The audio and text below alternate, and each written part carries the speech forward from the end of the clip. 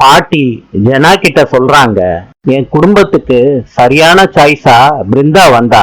இவ என் பேத்தி மாதிரி. என் பிசினஸ் ஃபேமிலி எல்லாத்தையும் இவ தான் பாத்துக்கிறா. இவ இல்லைன்னா என் குடும்பமே இல்ல ஜனா. ஜனா தமிழ பாக்குறாங்க, சிபியும் தமிழ பாக்குறாங்க. ஜனா சொல்றாங்க, நிஜமாலே உங்க வாழ்க்கையும் என் வாழ்க்கையும் ஒண்ணுதான். இதோ தமிழ், இவளும் ஆக்சிடென்டா தான் என் லைஃப்குள்ள வந்தா.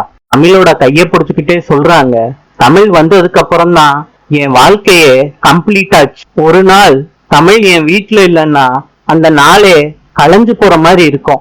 என் வீட்டுல எவ்வளவோ பிரச்சனை இருந்துச்சு, எல்லாத்தையும் இதோ தமிழ் தான் சால்வ் பண்ணா.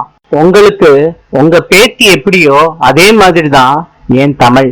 தமிழ் மனசுக்குள்ள நினைக்கிறாங்க, என்னைய பத்தி என்னைக்கு உண்மை தெரியுதோ அப்பவும் இதே மாதிரிதான் பாசமா பாப்பாங்களா, இல்லாட்டி என்ன வெறுத்துருவாங்களான்னு நினைச்சுக்கிட்டே சிபிய பாக்குறாங்க தமிழ். சிபி கண்ணசைக்கிறாரு தமிழை பார்த்துக்கிட்டே. நாளை சந்திப்போம்.